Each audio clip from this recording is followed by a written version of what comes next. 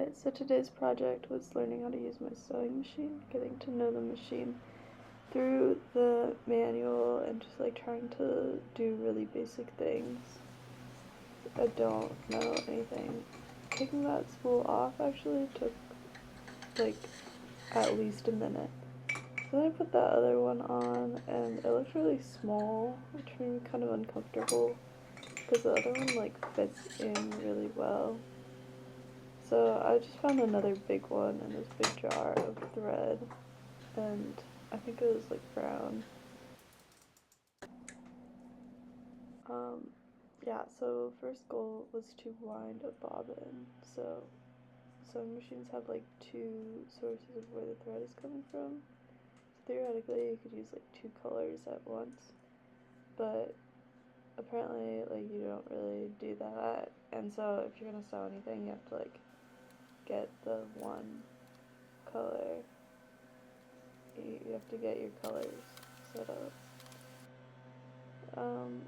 Yeah, so this is how a lot of it went. It's like me reading this manual, and then messing around, like very slowly until things worked.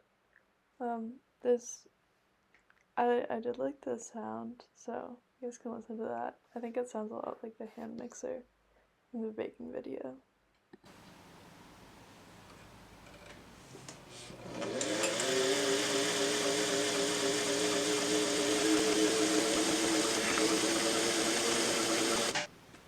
See, because the spool is clear, so you can see if thread got into it, and it did.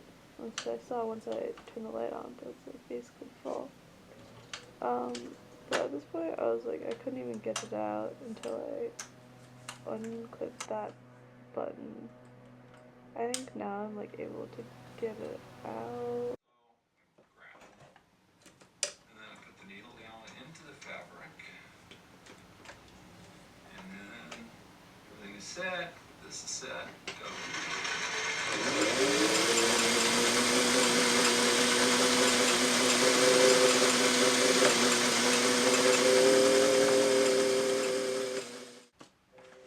Alright, so now it's time for other fun learning about sewing machine things.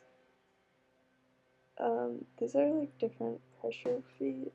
At this point, it's probably important to remind everyone that there's like no goal for this project today, so it's kind of just like looking at stuff. I couldn't figure out what any of those did, and I didn't. I don't even know where in the manual that would be, or if I would even know the words they were using. Eventually, I like decided to use what's called. Wait, I have to check. It's called a fashion disc, and all I know is that you clip it in up there to make a zigzag stitch. That's about it. So at this point, this is to remind you that this took a long time. I had like 40 minutes of video just of me messing around and not really doing anything on the sewing machine. Alright, the other things yesterday were breakfast, delicious, hot chocolate, and more melon, and going. Before breakfast, I did an interval bike ride on Summit, which I would not recommend. After breakfast, I had a Zoom informational interview with this Carleton alum who does a ton of stuff as a pharmacist. And after that, I still wanted to do something like related more to a job. So yeah, answered questions like that. And then I answered questions like this. And this. And what plus what equals 4. A lot did get harder. There's also these codes, which, why am I doing this? And then you have to remember where the dots were, and then answer questions between them, some sort of working memory test. And at first I tried to remember this, but then I realized I didn't care that much and was completely incompetent. So I tried a new strategy, and then at the very end I decided to be honest. And it turned out none of this worked because I failed the assessment and I can't apply for a job for a year. So that's my lunch. Hopefully things are better next day. After that, my sister and I babysat for like about 2.5 hours, which really had me thinking about how much money I needed to earn.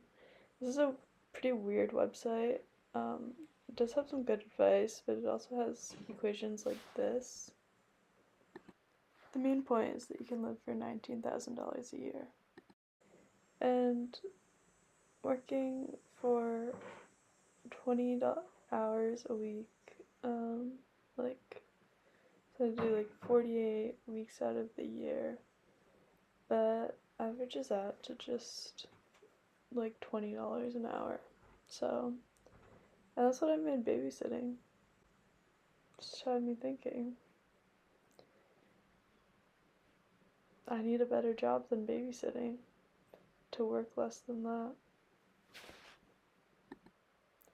And the rest of this video is just more sewing machine. That's it. And you have your needle thread. And in this case, I have a bobbin. Now, here's the cool part. When you close this, it automatically creates the bobbin. If you pull it out, you will see that you have a bobbin thread and you have your needle thread. And in this case, I have, and you have your needle thread. And in this case, I have accidentally unthreaded the needle.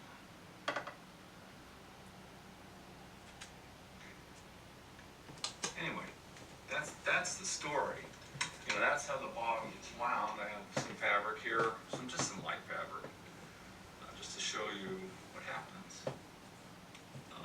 Press it down. I like to hold the threads before I start